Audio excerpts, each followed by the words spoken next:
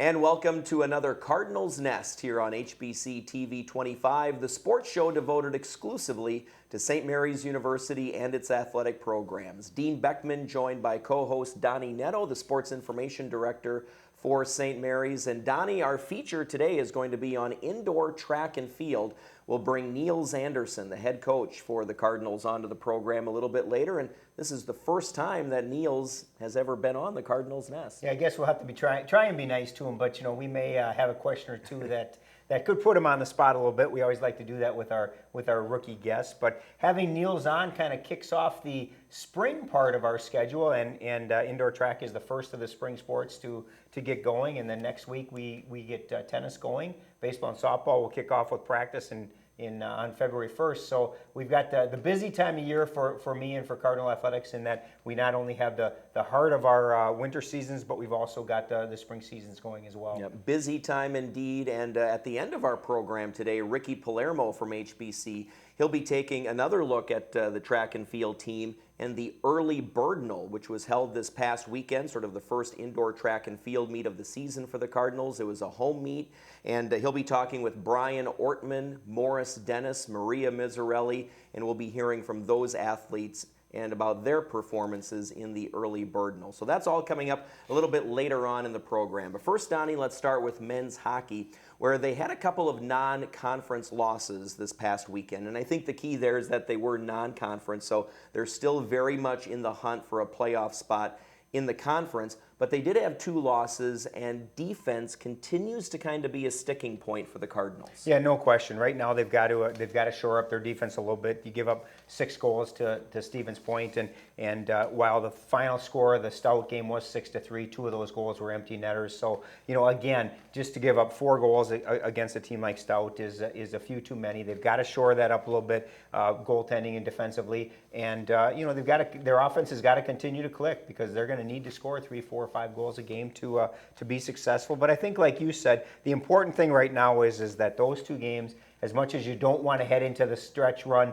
with a couple of non-conference losses, they were non-conference games. So, in the grand scheme of things, they really don't mean much for the Cardinals right now. They've got 4 weekends now of conference play, and that's what they're focused on right now, and that starts with Hamlin this weekend. They owe Hamlin a little bit. They played him earlier this year in the MIC Hockey Showcase. They lost a scoring fest. They lost 8-5, and I know that the Cardinals are excited to get another shot at them.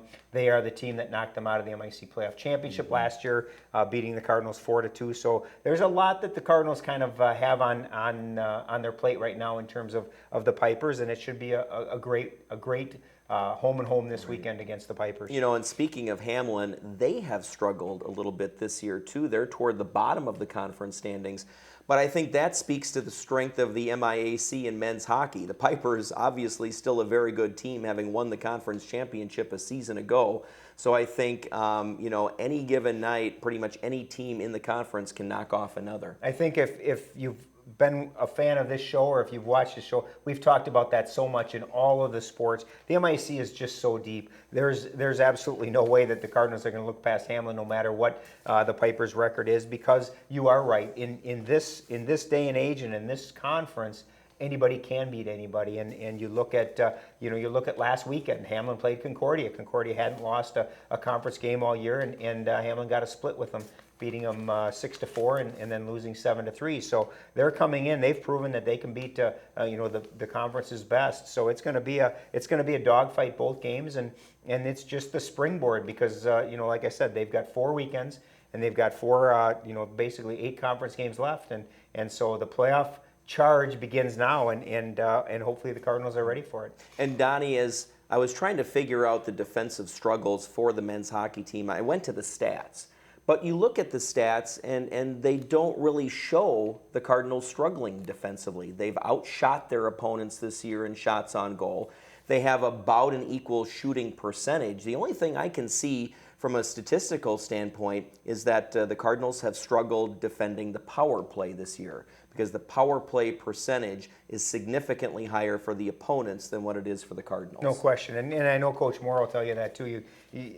Against any team, you do not want to give them man advantages, and you can go back to the first game we played against Hamlin. They scored 8 goals, and 7 of them were power play goals. So it's one of those things that you've got to you've got to make sure that you play them 5-on-5. St. Mary's is as good as any team in the conference 5-on-5 because they can utilize their speed and they can really attack, and offensively they can create opportunities. But when you're defending 5-on-4, it's a lot harder, and you're giving that other team that advantage. And I know that Coach Moore will be the first to tell you that that's going to be a key, not only this weekend but for the rest of the season. Is they've got to be able to play teams 5-on-5 and not get into those penalty kill situations. All right, Donnie, let's turn now to women's hockey. We had the head coach for the women's team, Terry Manor, on the show last week, and typically when you appear on the Cardinals Nest, there's a Cardinals Nest bounce where your team performs usually very well, and hopefully Coach Anderson will experience that coming up here shortly. But that wasn't the case for Coach Manor and the women's hockey team last week. A couple of tough losses to St. Thomas, of course, one of the better teams in the conference. Yeah, 3-1 and 5-0 losses. I know Coach Manor was pleased with the way they started both of those games. The problem was that they weren't able to finish them the way they started. And he has said that over and over and over to me this season is that they still have not put together a 60-minute game. They play very well in spurts. They'll play a good period. Both of the games against St. Thomas, they played very well in the first period. Both games were 0-0 after one period, and the Cardinals scored the first goal in the Saturday game against St. Thomas, only to give up 3 unanswered goals in that 3-1 loss. St. Thomas kind of dominated the second and third period in the rematch on Sunday and beat them 5-0. But they haven't put that full complete game together, and I think that the Sunday game, the final game of the series, I think was more so might have just been tiredness. You look at what they did in the last 2 weeks. They played the third-ranked team in the country in Lake Forest, turn around and play the fourth-ranked team in the country in St. Thomas. So 2 very, very difficult opponents in a 4-game stretch.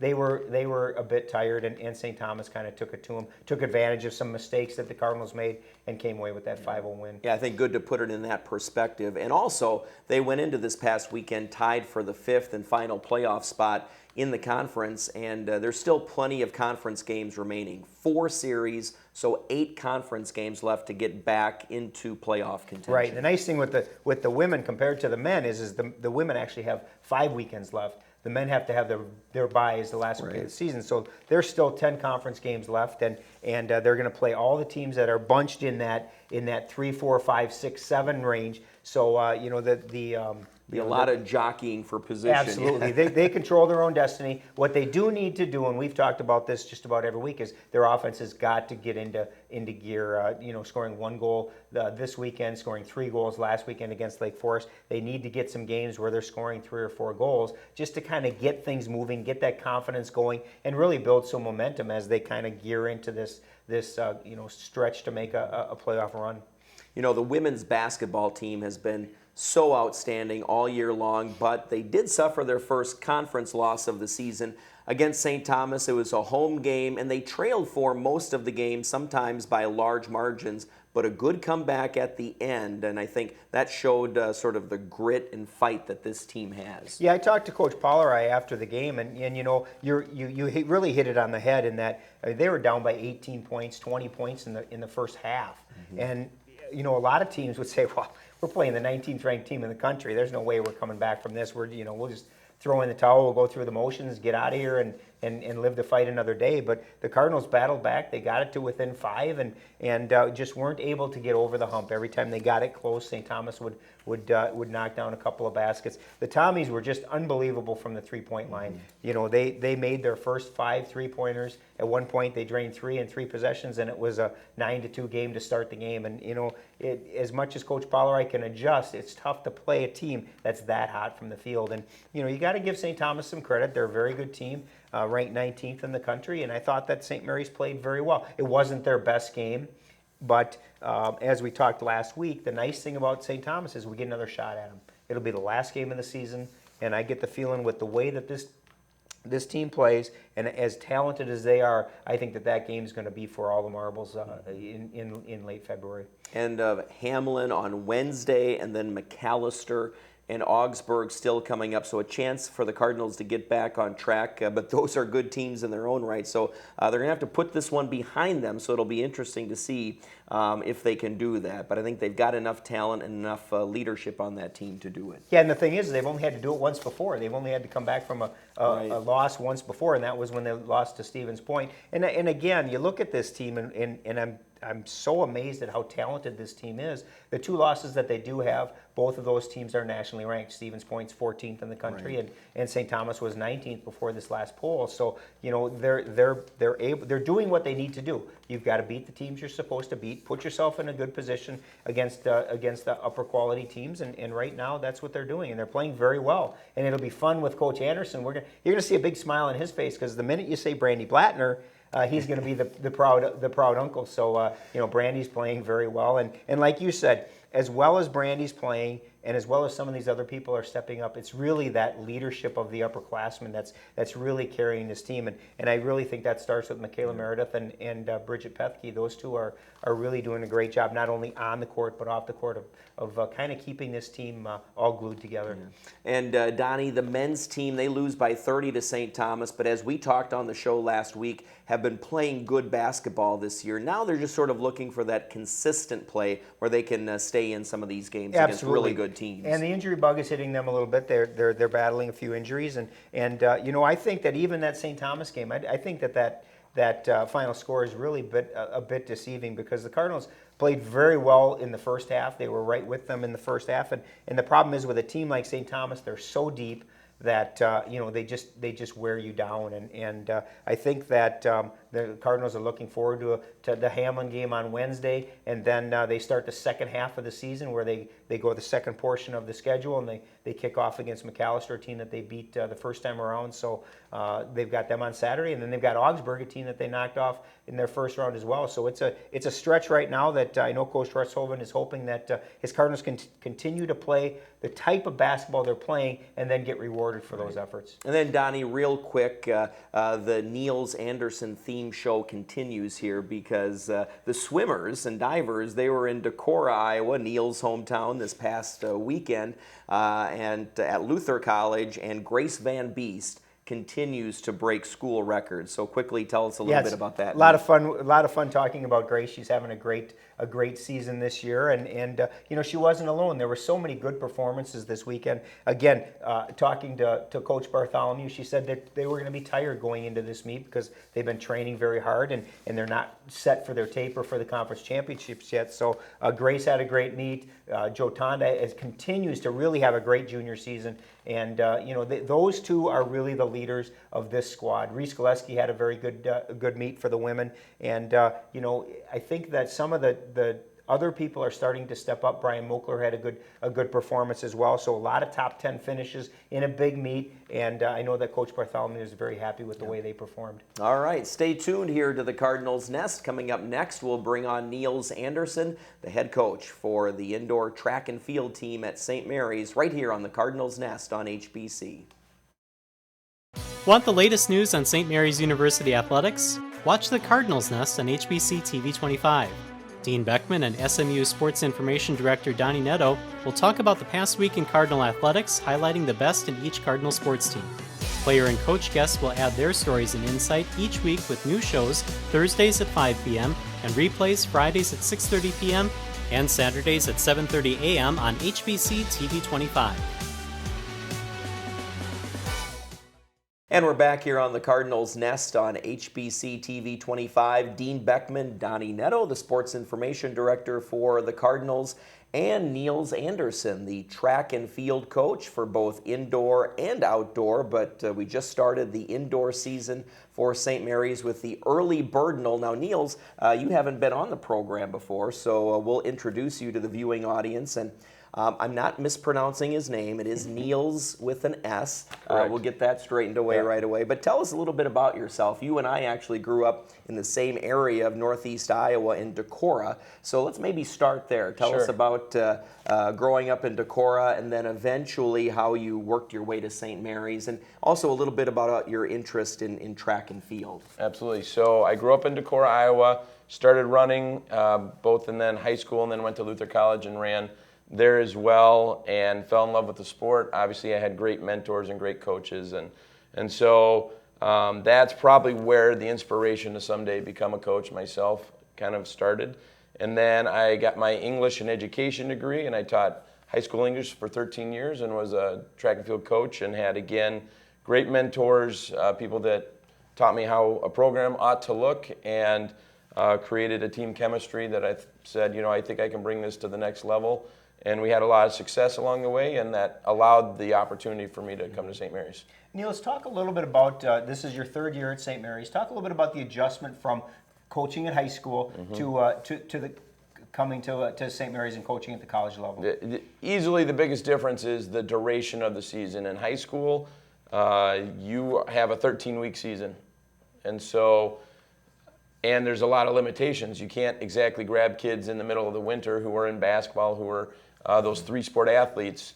Then all of a sudden you come to college, and student athletes are much more one-sport athletes for the majority, though we do have numerous multi-sport athletes also.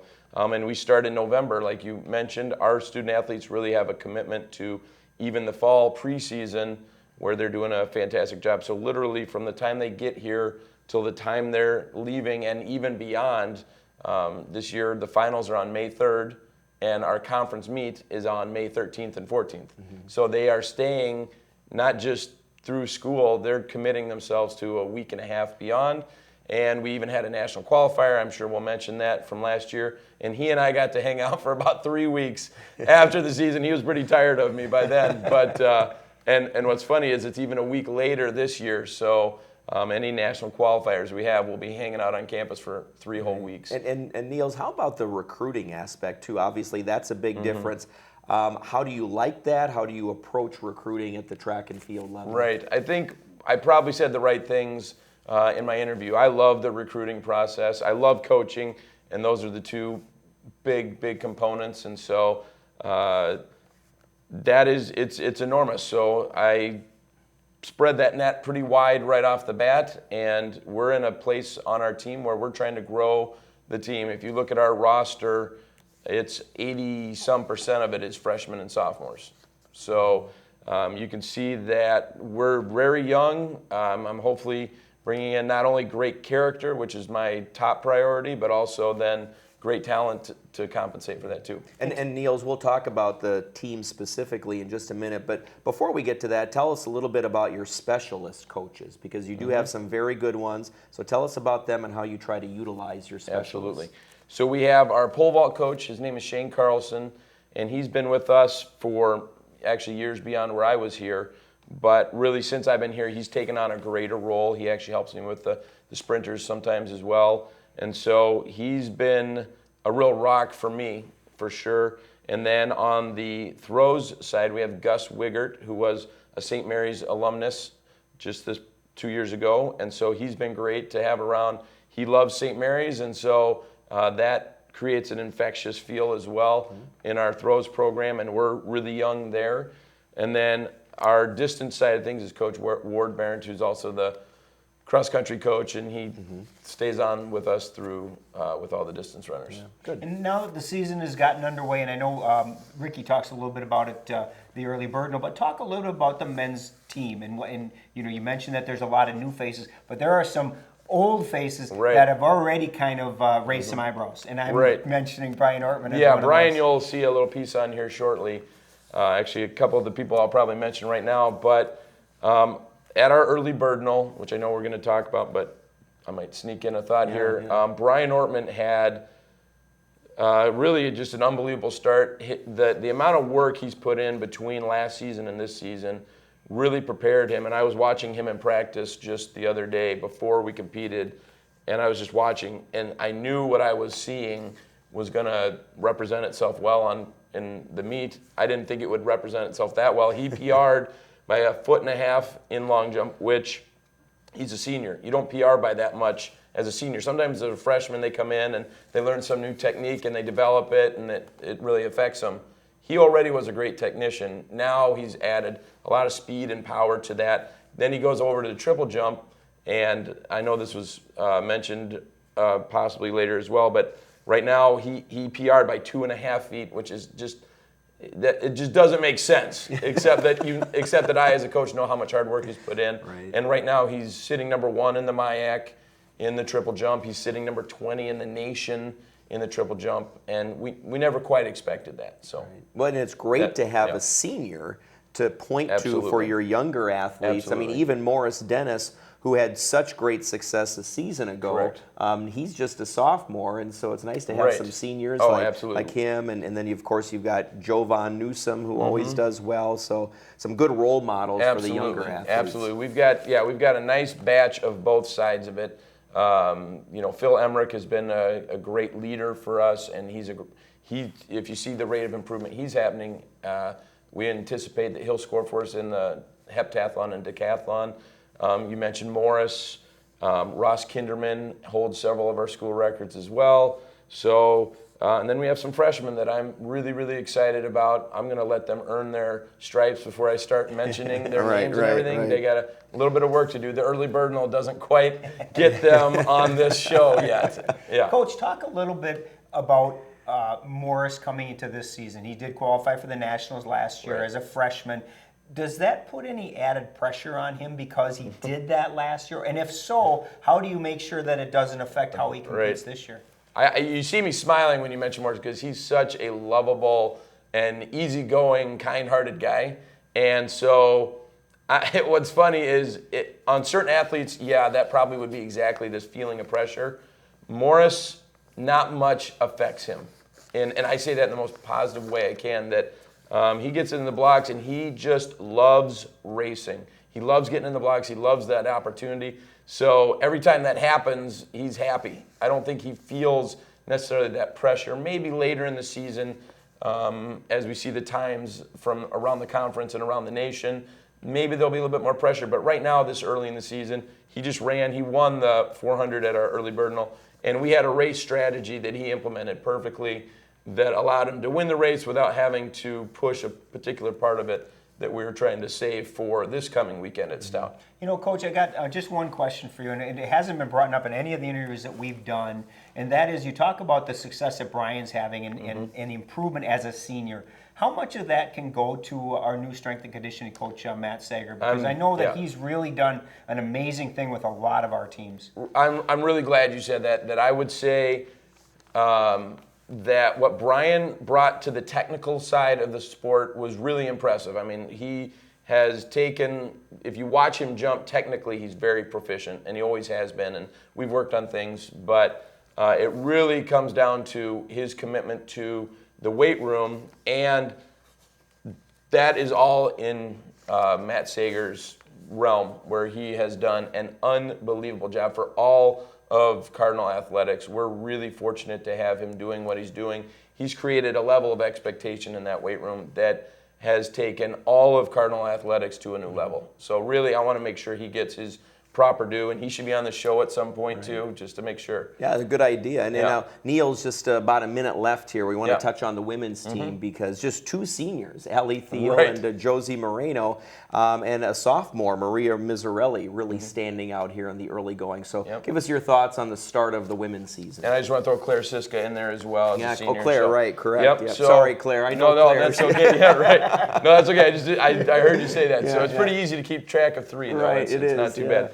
Obviously our women's team is real young, and it's a real similar makeup where we have some great senior leadership and some young talent being infused. Obviously Maria is coming back as runner-up on the outdoor pole vault, school record holder, and really honestly she had a vault last year that she had such good clearance at a high height that basically was her PR, and she cleared that we really have even greater expectations this year for her.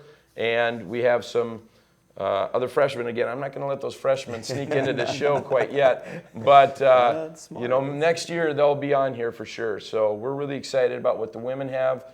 We have a great thrower, a great couple throwers here that I'm really excited about, and a really fast sprinter and a good hurdler. And so, the pieces of that puzzle are about a year behind where the guys are at right now. I think that's a little bit about when I showed up in August and had a hard time getting that first recruiting class, but now things are really rolling. We have a our women's team is almost exclusively freshmen. Right. Yeah. So good. Well, Niels, thanks for being on the show here Yeah, today. Good luck absolutely. the rest of the Enjoyed season it. here. Thank you. All right. So, and we'll invite Niels back for the outdoor season as well. But good thoughts on the indoor track and field season. Stay tuned here to the Cardinals Nest. We'll tell you more about that early birdinal. Ricky Palermo will have that report coming up next here on HBC. We chose HBC because they're a local company. They have a big audience in Winona, which is the geographic group that we're looking for. Mel is very easy to work with. She's genuinely concerned about how our money is being spent, and she does everything she can to make sure we get the most for our money. She takes care of us. So whenever there's a problem, which is rarely, I know that I can go to her and she's going to take care of it. To see how HBC Advertising can help your company, call Melanie at 507-474-5802. And we're back here to wrap things up on the Cardinals Nest. And before we get to Ricky Palermo's report on the early birdinal, Donnie, one more question for Niels. Yeah, Niels, and I mentioned it in our first segment, and I thought I'd just give you a chance since you're on the air here. Right. If you have anything you want to say to your niece, Brandy, the floor is Right. yours. Well, I'm super proud of Brandy. You know, obviously she had a great volleyball season, and if you go to the basketball games right now, there's a big Dover Iota crowd that's hanging out there. We're all a real proud family of Brandy's for sure. Yeah, and you know, she had so much success there at Dover Iota. That Right. success is continuing for the Eagles this year, so maybe she can convince a few more to Absolutely. to come Keep as them well. coming. Absolutely. Right, all right. So Brandy Blattner's uncle on top of everything else. Throw it in there, yeah. So we're real excited. So, all right. Now we talked about the early birdinal, which was the opening meet for the indoor track and field team. That was last weekend.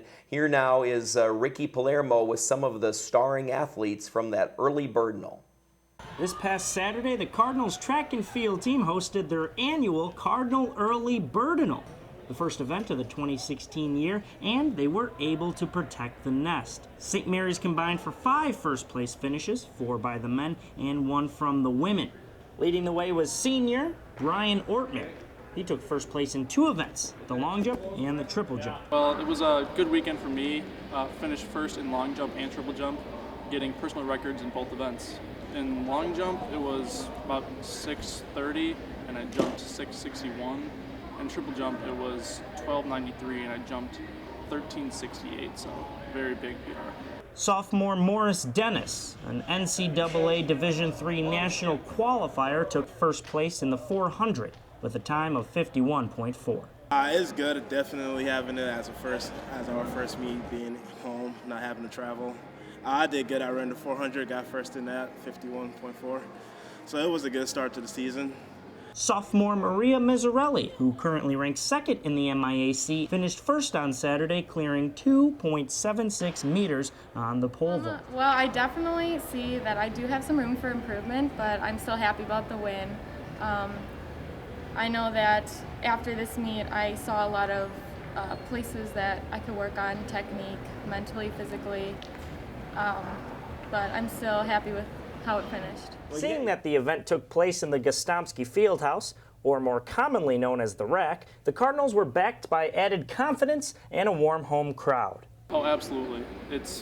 Home field advantage is a very real thing, even in track, I guess, because I'm so used to jumping here and practicing here. It's natural. It makes it easier. You definitely feel like you have an advantage opposed to other teams who compete because you run here every day, you practice here every day, so you know all the spots and you feel better, way comfortable in front of the home fans. So it's definitely a good environment to have your first meet. It was definitely an advantage, getting to practice here every day and then compete where I feel comfortable.